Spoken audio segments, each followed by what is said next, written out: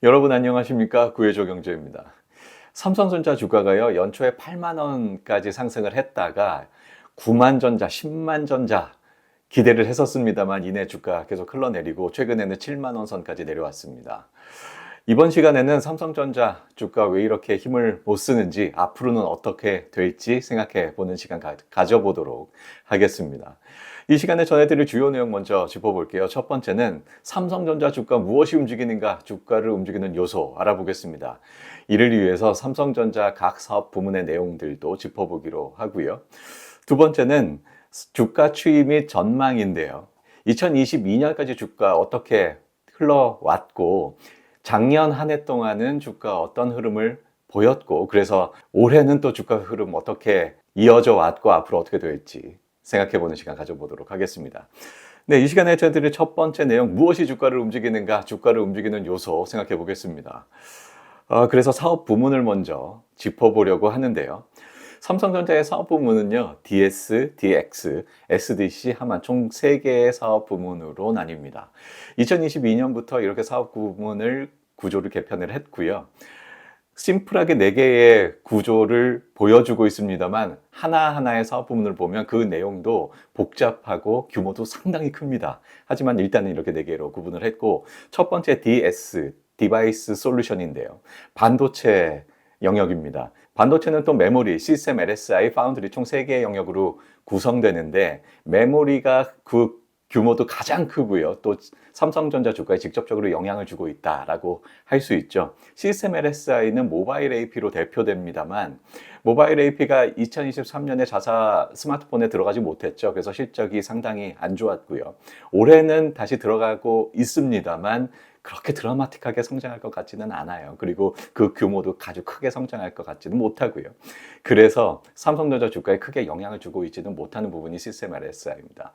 파운드리도 마찬가지인데요. 파운드리는 오히려 그 시장 점유율이 점차 내려오고 있어요. TSMC에 밀리고 있기 때문이죠.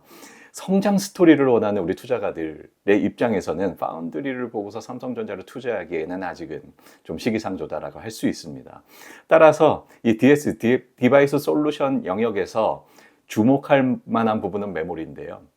삼성전자는 지난 10년간 반도체 업체다, 또 특히나 메모리 반도체 업체다라고 평가를 해왔습니다. 그래서 메모리 반도체 실적이 주가에 직접적으로 영향을 주는 그런 상황이었습니다. 이 부분에서는 잠시 후에 좀 더 자세하게 짚어보기로 하고요. 다음 DX, 디바이스 익스피리언스의 약자인데요. 삼성전자가 기존의 그 가전 영역, CE 영역과 모바일 영역, IM 영역을 통합해서 그 DX, 디바이스 익스피리언스라는 사업 부문을 만들었습니다. 삼성전자의 온갖 제품들은 다 여기 들어가 있다라고 생각하면 되고요. 가전, 냉장고, 세탁기, 에어컨, 모바일 제품들이 다 여기에 들어가 있습니다. 그래서 규모가 상당히 큽니다만, 삼성전자가 가전이나 모바일이나 다 거의 세계 1등입니다.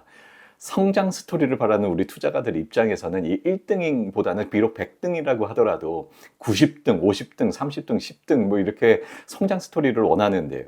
이미 1등인 이런 각종 디바이스 영역에서 성장 스토리를 좀 기대하기가 어렵습니다. 항상 꾸준한 실적을 내주고 있습니다만 성장성은 별로 보이지 않기 때문에 이 DX, 디바이스 익스피리언스 영역에서 삼성전자의 어떤 투자 포인트를 발굴해내기에는 좀 어려워 보이고요. 세 번째는 SDC, 삼성 디스플레이 코퍼레이션의 약자인데요. 바로 디스플레이 영역입니다. 삼성 디스플레이를 자회사로 가지고 있으면서 디스플레이 사업을 하고 있는데, 한 10년 전까지만 해도 우리나라의 이 경제를 이끈 영역 중에 하나가 바로 디스플레이죠. 성장을 이끈 영역이 디스플레이인데, 그 이후부터 좀 사양산업 취급받습니다. 올레드가 또 한 번의 도약의 계기가 될 것이다 라고 생각을 또 했었습니다만, 중국 업체가 올레드도 크게 따라오면서 올레드 역시 그다지 성장성을 제고하는 데에는 좀 역부족이다 라고 생각하게 됐고요. 그래서 디스플레이에서 특별히 어떤 성장성을 기대하기에는 좀 어려워 보입니다. 자, 다음은 하만인데요. 삼성전자가 2017년에 무려 9조 2천억 원의 자금을 들여서 인수를 한 업체죠. 자회사로 편입을 했고, 오디오 제품을 중심으로 해서 전장 사업까지 확대하고 있습니다. 전장 사업에 대한 확대를 위해서 삼성전자가 전략적으로 하만을 인수를 했죠. 역대 최고의 인수 규모였고 상당히 기대를 모았었는데요. 그런데 하만이 꾸준한 실적을 보여주고 있습니다만 또 역시 투자가들의 관심을 받을 만한 아주 드라마틱한 또 성장 스토리는 써주고 있지 못합니다. 전장이란 자동차에 들어가는 각종 전자 부품들이죠. 이 전자 부품들 영역에서 하만이 꾸준한 실적은 보여주고 있습니다만 드라마틱한 성장은 써주고 있지 못합니다. 결국 삼성전자는요, 반도체 실적과 주가가 연동된다 라고 할 수 있습니다. 그리고 반도체 영역은 메모리 반도체가 그 주를 이루고 있고요. 나머지 사업 부문들은 어떤 삼성전자 실적에 크게 영향을 줄 만큼 또 주가에 영향을 줄 만큼 변동성이 있거나 또 규모가 그만큼 되지를 못해서 결국은 삼성전자의 주가는 반도체다라고 할 수 있겠습니다. 그리고 삼성전자는 마이크론도 마찬가지고요. 메모리 반도체 업체로 인식이 되고 있는데 이 메모리 반도체는 또 경기와 크게 연동이 됩니다. 경기가 좋아진다, 메모리 반도체 업황 살아나고요. 경기 나빠진다, 메모리 반도체 업황 나빠집니다. 이 메모리 반도체는 각종 IT 기기들의 거의 대부분 들어가고 경기가 좋아지면 이 IT 기기들의 수요가 증가하고 또 메모리 반도체 수요 증가하는 이런 모습을 보이기 때문이죠. 자, 그렇다면 경기와 삼성전자의 주가 어떻게 연동돼 왔는지 지난 몇 년간의 주가 추이를 그림으로 잠깐 알아보겠습니다.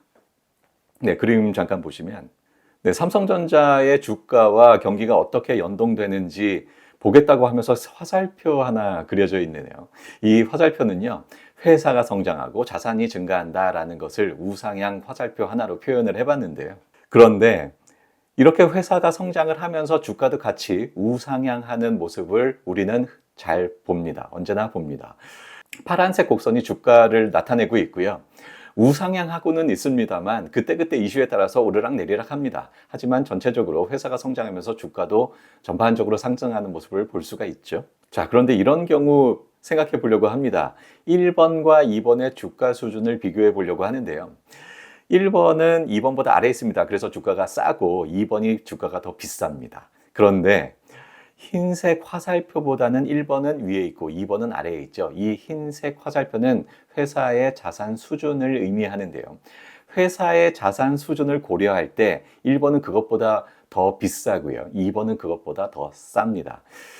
따라서 사실은 1번이 주가 수준이 높은 거고요. 2번이 주가 수준이 낮은 거예요. 어떨 때? 회사의 자산 수준을 고려할 때 그렇습니다. 아니, 좀 헷갈려요. 2번이 1번보다 더 높이 있고 그래서 더 비쌈에도 불구하고 사실은 자산 수준을 생각하면 더 싼 수준의 주가다라고 얘기하고 있는 거잖아요. 좀 헷갈립니다. 자, 이 그림처럼 이렇게 직접적으로 비교를 할 수는 없을까요? 자산 증가 요소를 제거할 수 있다면 1번과 2번을 직접적으로 주가 수준을 비교를 해서 높이 있으면 비싼 거고 낮게 있으면 싼 겁니다. 이렇게 직접적으로 비교하는 방법 있습니다. 바로 PBR 밸류에이션을 하면 됩니다.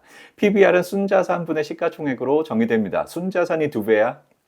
그렇다면 시가총액도 2배가 돼야 된다. 그게 결국 같은 주가 수준이다 라고 하는 의미인데요. 그래서 순자산을 고려한 주가 수준이기 때문에 PBR 밸류에이션을 하면 직접적으로 PBR 밸류에이션이 높다, 주가 비싼 거고요. 낮다, 주가 싼 겁니다. 그래서 앞으로 주가 수준을 PBR 밸류에이션을 통해서 주가 수준을 비교해 보려고 합니다. 그리고 삼성전자처럼 이렇게 경기에 민감한 경기 민감주들은 PBR 밸류에이션을 많이 합니다. 그래서 PBR 밸류에이션이 또 이런 측면에서도 의미가 있고요. 주가 수준을 PBR 밸류에이션을 통해서 보면 지난 2020년부터 최근까지의 PBR 밸류에이션을 해보면 1.2에서 2.4까지를 왔다 갔다 하는데요. 2020년 말, 2021년 초에 최고점 2.4 수준까지 올라갔다가 이내 계속해서 내려오고 있는 모습을 보입니다. 그리고 최근에 다시 좀 상승을 했죠. 그런데 이 삼성전자의 주가는요, 경기와 상당히 연동이 되고 이 경기 종합지수와 비교해 보면 알 수 있습니다. 이 경기 종합지수는요, 통계청에서 발표를 하는데 선행, 동행, 후행 세 가지 지수가 있습니다. 주가는 경기에 선행하잖아요. 그래서 선행지수와 비교를 해봤고요. 경기의 수준을 나타냅니다. 100보다 높다 그러면 앞으로 경기는 상승한다라고 생각할 수 있고 100보다 낮다 앞으로 경기는 비관적이다라고 생각할 수 있습니다. 이렇게 경기 종합지수와 PBR 밸류에이션 주가 수준을 비교해 보면 거의 그 경향성이 일치하는 것을 볼 수 있죠. 그리고 특히나 지난 1년간 이 주황색 네모친 부분을 중점적으로 보면 2023년 2분기부터 경기 종합지수가 상승하기 시작합니다. 경기에 대한 기대가 있는 거죠. 경기 종합지수 선행지수이기 때문에 실제로 경기 상황을 나타내는 것이 아니라 경기 전망을 나타낸다라고 볼 수 있는데 주가도 이렇게 경기 전망에 따라서 움직이니까요. 삼성전자 주가도 이때 5만 원 선에 있던 주가가 8만 원까지 상승하기 시작합니다. 그리고 최근에 그 경기 종합지수 선행지수를 보면 좀 지지부진한 상승하지 못하는 모습을 볼 수 있죠. 다른 경기 선행지수들을 보면 이미 그 지수들이 좀 꺾이고 있는 모습을 볼 수가 있습니다. 경기 종합지수 선행지수도 조만간에 꺾이지 않을까 하는 우려가 여기에서 나오고요. 따라서 주가도 좀 희망적이지 못하다라는 우려가 여기에서 또 나오게 되는데요. 그래서 올해 들어서 삼성전자 주가를 보면 PBR 밸류에이션이 떨어지는 그런 모습을 볼 수 있습니다. 실제로 8만 원 선에서 7만 원대까지 떨어지는 모습을 볼 수 있고요. 네, 그림 여기까지 보고요. 그동안 금리 인하에 대한 기대감이 있었습니다. 이 금리 인하에 대한 기대감은 경기 회복에 대한 기대감으로 전개가 되고요. 이것은 경기 선행지수로도 확인이 되죠. 지난 2023년 2분기부터 경기 선행지수가 쭉 상승하는 모습을 볼 수 있었습니다. 금리 인하에 대한 기대감이 경기에 대한 기대감으로 나타났기 때문인데요. 여기에 따라서 삼성전자 주가도 지난 1년 동안 상당히 상승을 했다가 최근에는 경기 지표들이 좀 경기 선행지수들이 좀 꺾이는 우려가 나타나면서 주가도 꺾이는 이런 모습을 보여주고 있습니다. 경기와 주가가 상당히 일치한다, 동행한다라는 것을 짚어봤고요. 자, 그렇다면 앞으로 주가는 어떻게 될까요? 이 시간에 전해드릴 두 번째 내용, 최근 주가 추이 그리고 앞으로의 전망 해보려고 합니다. 최근의 주가 추이는요, 2022년까지의 메모리 반도체 업황, 그리고 23년 업황, 그리고 앞으로의 업황을 봐야 됩니다. 삼성전자는 메모리 업황과 그 주가가 연동된다라고 짚어봤잖아요. 2022년까지는요, 메모리 반도체의 공급 과잉 우려가 있었습니다. 이 공급 과잉 우려로 SK 하이닉스나 마이크론은 다 감산을 했는데 삼성전자는 감산을 하지 않았어요. 우리는 인위적인 감산 없다라고 자신있게 밝혔습니다. 여기에 속내는 업계 1위인 삼성전자가 비록 나도 피를 흘리더라도 상대의 피를 더더욱 흘리게 해서 아예 시장에서 퇴출시킬 거야 라는 이런 전략이 숨어 있었던 거죠. 그래서 2022년까지 그 경쟁사 시장 퇴출 전략으로 피를 흘리면서도 계속해서 생산을 해왔었는데요. 그래서 주가도 계속해서 떨어졌죠. 그런데 2023년 1분기에 결국 삼성전자도 백기를 듭니다. 가격이 폭락하고 수익성이 악화되는 것을 더 이상 방관할 수 없었기 때문이고요. 삼성전자로서 최초로 감산을 공식화합니다. 그 전까지는 감산 공식화한 적이 없어요. 이런저런 이유로 해서 감산을 한 적은 있습니다만 감산을 공식화한 적은 2023년 1분기가 처음입니다. 그러면서 가격 상승에 대한 기대가 있고 앞으로 메모리 반도체가 가격이 상승할 거야 라는 이런 인식이 확대되면서 메모리 수요 업체들이 그 재고를 쌓아놓기 시작합니다. 그래서 수요가 확대되고 그래서 2023년 2분기부터 그 메모리 업황이 살아나면서 주가도 상승하는 그런 움직임을 봐왔습니다. 지난 4분기 실적 발표에서 삼성전자가 낸드나 D램 모두 30%의 실적이 상승했다, 출하량이 상승했다라고 밝히고 있습니다. 다 이런 영향이었고요. 그래서 주가 흐름도 그렇게 좋았던 거죠. 그래서 5만 원대의 주가가 8만 원까지 상승하는 그런 모습을 봤습니다. 그런데 2024년 올해 들어서 8만 원 선이었던 주가가 최근에 7만 원 선까지 떨어졌습니다. 수요는 여기까지일 것 같다라는 그런 우려가 있기 때문인데요. IT 수요가 앞으로 그다지 좋아 보이지 않기 때문입니다. 비관적인 시각이 상당히 있고 여기에다가 삼성전자가 지금까지 그 라인 투자를 많이 했고 앞으로도 투자 계획이 계속 있는데 이런 투자 계획이 실행되면서 증산에 대한 또 우려가 있습니다. 투자는 결국 또 생산량 증가로 이어지니까요. IT 수요가 그다지 희망적이지 않는데 생산은 또 늘어날 것으로 우려되고 해서 그래서 또 주가에 대한 우려가 있는 거죠.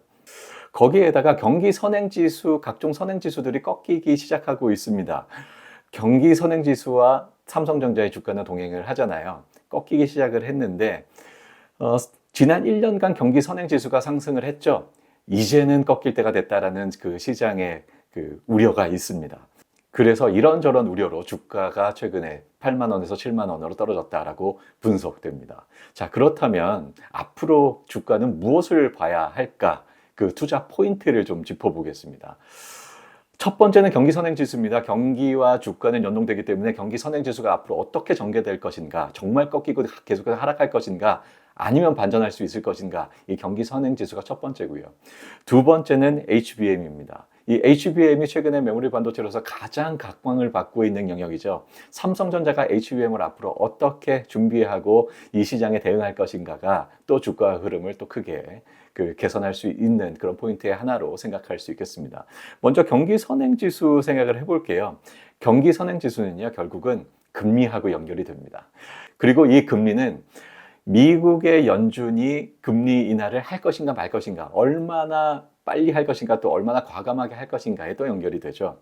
지난 2023년 12월에 FOMC 회의에서 올해 금리를 3회 인하할 것이다 라고 예고를 했습니다. 3회라면 한 번에 0.25%포인트씩 왔다 갔다 하니까요. 3회라면 0.75%포인트만큼 인하할 것이다 라고 연준은 지난 12월에 밝혔는데요. 그런데 시장은 언제나 이 기대를 앞서갑니다. 지난 1월에는요, 시장은요, 3월부터는 인하를 할 거야. 그리고 올해 6, 7회는 인하를 할 거야. 라는 기대를 합니다. 그런데 지난 2월에는요, 금리 인하는 5월부터 시작되지 않을까? 그리고 금리 인하의 횟수도 6, 7회까지는 안 될 것 같고, 한 4회 정도 될 것 같아. 라고 그 기대가 후퇴를 하고요. 그리고 최근에 3월 12일에 소비자 물가지수 발표가 있었죠. 미국의 CPI 발표가 있었는데 이게 예상보다 높게 나타났습니다. 물가가 시장이 기대하는 것보다 그리 빨리 떨어지지 않기 때문에 금리 인하도 그렇게 빨리 할 수는 없을 거다라는 우려가 더더욱 생겼고요. 그래서 이제는 금리 인하의 시기도 이제 6월부터가 되지 않을까 싶고, 그리고 연준이 예고한 대로 올해 3회 인하할 것이다 라고 시장의 금리 인하 기대가 최근에 크게 많이 후퇴했습니다.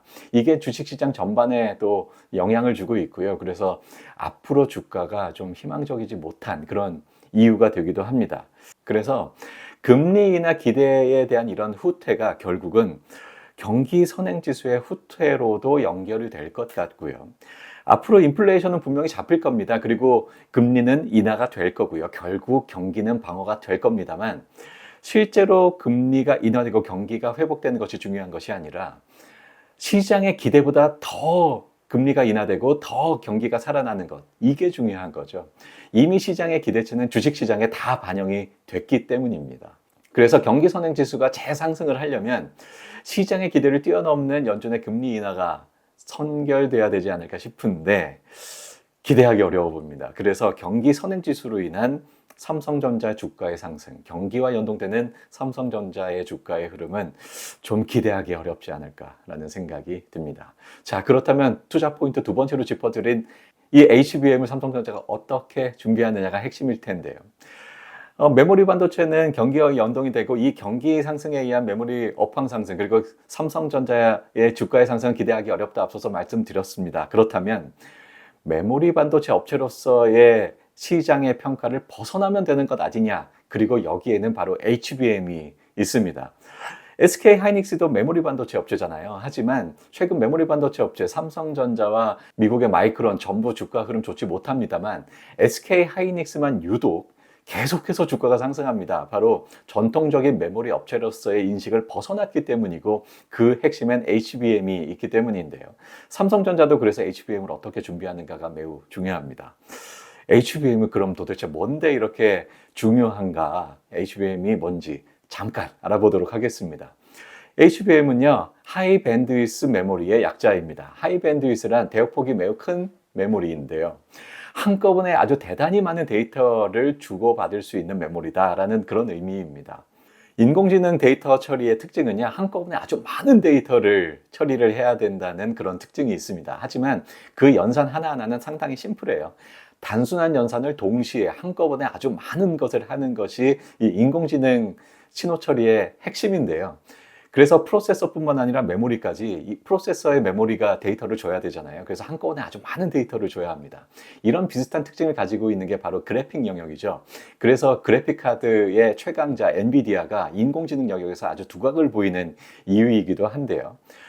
그런데 과거에는 CPU는요, 아주 복잡한 연산을 하나씩 순차적으로 처리를 해왔고, 그래서 메모리 반도체도 이렇게 순차적으로 하나씩 하면 됐습니다. 그런데 이 패러다임이 크게 바뀐 거죠. 한꺼번에 아주 대단히 많은 데이터를 줘야 하고요. 이런 수요가 생겼습니다. 삼성전자는 HBM에 대해서 아주 자신을 하고 있습니다. 우리가 안 한 거지 못한 게 아니야. 기술 다 가지고 있어. 라는 이런 얘기죠. 삼성전자는 이번 3분기에 HBM3E라고 5세대 반도체를 출시하겠다, 시장에 내놓겠다라고 밝히고 있습니다. 삼성전자 우리는 안 한 거지 못한 게 아니야 라고 아주 자신감을 보이고 있고, 이번 3분기에 내놓을 제품에 대해서 아주 자신을 보이고 있는데요. 이번에 나오는 제품이 SK 하이닉스의 벽을 넘을 것인가가 주가를 한 단계 점프할 수 있는 그런 아주 핵심적인 이벤트가 될 것 같습니다. 전통적 메모리 반도체라는 인식도 벗어날 수 있는 기회가 바로 이번이 될 것 같고요. 이번 HBM의 성공 여부 3분기 평가에 달려있다라고 하겠습니다. 지금까지 삼성전자는 엔비디아의 요구 성능을 맞추지 못하고 있는 것으로 알려져 있습니다. 그래서 아주 심혈을 기울여서 준비한 이번 3분기에 내놓을 HBM3E 제품이 시장에 어떤 평가를 받을 것인가 매우 중요할 것 같은데요. 자, 여기까지만 말씀드리면 좀 실망스럽죠. 자, 어떤 평가를 받을 것으로 예상이 되고 그래서 주가는 어떻게 될 것이냐, 이게 궁금하시잖아요. 엔비디아는요, SK 하이닉스와의 밀월 관계 앞으로도 상당 부분 계속될 것으로 생각합니다. 왜냐하면 일단 한번 그런 밀월 관계가 연결이 되면요, 상당 기간 계속되는 것이 상례입니다. 서로의 아주 민감한 정보들까지 서로 주고받으면서 제품을 공동 개발해 왔어요. 이걸 단기간에 끝내기에는 어렵고 상당 기간 계속될 것으로 생각을 합니다만, 엔비디아가 언제까지 SK 하이닉스만 바라보고 장사할 수는 없잖아요. 공급망은 이원화하는 것이 상식입니다. 그래서 삼성전자하고도 엔비디아가 계속해서 좀 간을 보고 있는 건데요. 그런데 삼성전자가 지금까지 성능을 맞춰주지 못하면서, 요구 성능을 맞춰주지 못하면서 이렇다 할 관계는 형성되지 못했는데, 이번 3분기에 예고된 삼성전자의 HBM3E가 엔비디아의 요구 성능에 다소 미치지 못하는 수준이라면 엔비디아는 전략적으로 삼성전자를 가져갈 것이다 라고 생각을 합니다. 크게 미치지 못한다면 물론 가져가고 싶어도 못 가져가겠죠. 그런데 다소 미치지 못하는 수준이라면 전략적으로 삼성전자를 이원화하면서 가져가지 않을까 생각하고요. 만약에 그렇다면 삼성전자의 주가는 이때부터 좋은 흐름을 보일 수 있을 것 같습니다. 그리고 이때까지는 이렇다 할 내용은 확인되기 어려워 보이고 당분간 주가의 흐름은 지지부진하지 않을까 예상해 봅니다. 이번 3분기에 삼성전자가 어떤 성능을 보이는 HBM3E를 내놓을지, 그리고 엔비디아가 어떤 평가를 내놓을지, 그게 바로 기대되는 부분이고, 다소 미치지 못하는 성능을 내놓다고 하더라도 엔비디아는 이원할 것이다 라는 생각을 가져봅니다. 네, 여기까지 삼성전자 알아봤습니다. 좀 도움이 되시나요? 구독, 좋아요, 알림 설정까지 부탁드리고요. 여기까지 하겠습니다. 시청해 주셔서 감사합니다.